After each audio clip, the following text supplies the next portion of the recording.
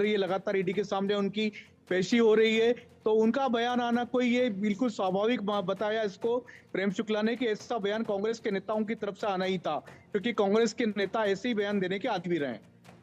अजय जांडियाल मेरे साथ लगातार जुड़े हुए हैं, संजय शर्मा भी मेरे साथ लगातार जुड़े हुए हैं।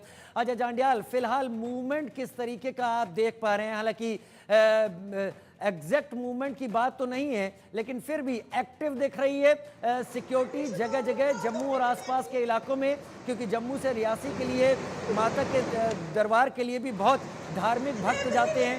पिछले साल रियासी में भी ऐसा ही टूरिस्ट पर हमला हुआ था, जिसके बाद ये वाला टूरिस्ट पर हमला हुआ है। अजय, राजीव, मैं आपको बताऊं, मैं अभी कुछ समय पहले आज रेलवे स्टेशन पर गया था और रेलवे स्टेशन पर जो लोगों की मैंने हालत देखी है, वो हर किसी के मन में एक ही चीज़ है, एक ही तकलीफ है कि ये हमला जो हुआ है इसका बदला कब लिया जाएगा। और कहीं ना कहीं जो लोग वापस जा रहे थे, हर कोई पहलगाम जाना चाहता है, क्योंकि जम्मू कश्मीर की खूबसूरत डेस्टिनेशन जो है उनमें से सबसे जो पहले नंबर पे आने वाली डेस्टिनेशन है, उनके मन में पहलगाम का नाम शामिल है। तो एक ग्रुप हमें मिला, उन्होंने कहा कि हमें पहलगाम जाना था, मगर क्योंकि नेशनल हाईवे बंद था और दूसरा ये हमला हुआ, इस वजह से वो पहलगाम जाने के बजाय अब वापस जम्मू लौट आए हैं।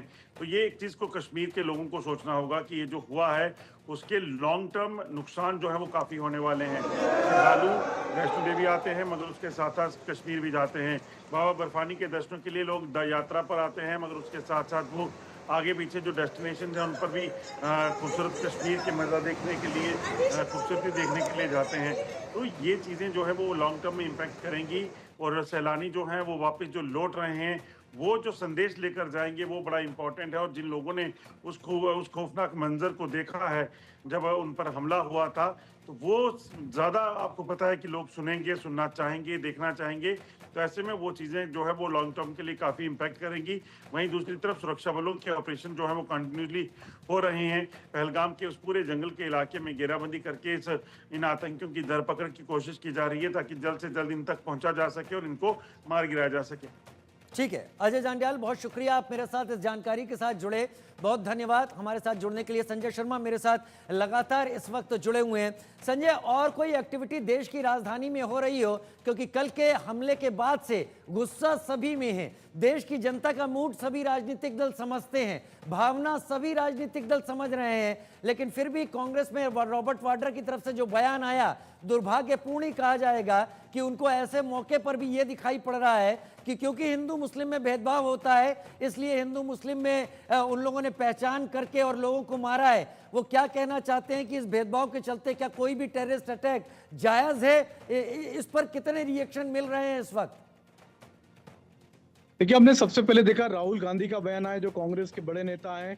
उन्होंने सबसे पहले कहा कि बड़ी घटना घटी है, इस पर जवाबदेही तो बनती है। यानी उनका सीधा सीधा इशारा और निशाना था केंद्रीय गृह मंत्री अमित शाह पर, जिनके हाथ में देश की सुरक्षा व्यवस्था की कमान है केंद्रीय गृह मंत्री होने के नाते। तो सीधे लगातार राजनीति का दौर शुरू हो चुका है। अखिलेश यादव का भी बयान कुछ इसी तरीके का आया कि बीजेपी की जिम्मेदारी पहली बनती है, क्योंकि बीजेपी ने वहां से धारा 370 हटाई। तो और उसके बाद में रॉबर्ट वाड्रा का बयान इस तरीके का आता है कि हिंदू मुस्लिम बीजेपी कर रही, तो ऐसी बातें तो होनी थी।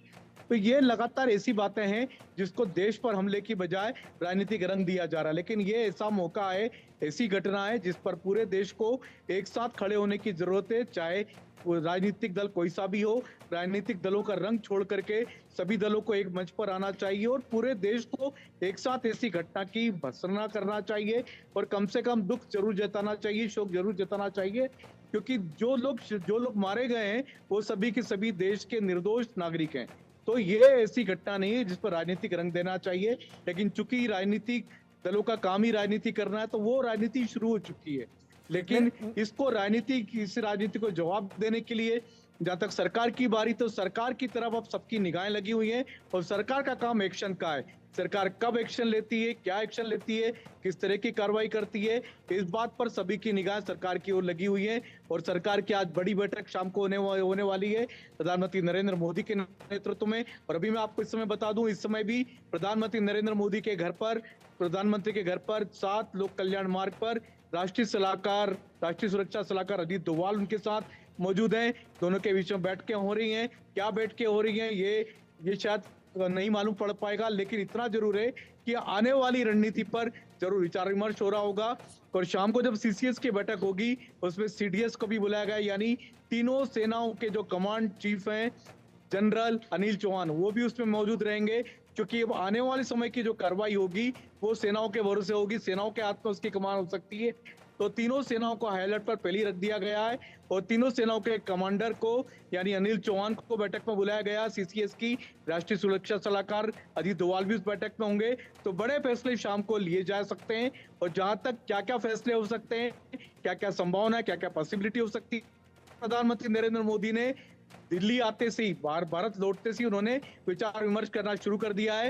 एयरपोर्ट पर ही उन्होंने केंद्रीय विदेश मंत्री एस जयशंकर को बुला करके उनसे विचार विमर्श किया। उसके बाद अजीत डोभाल को बुला लिया गया घर पर, उनके साथ बातचीत हो रही है।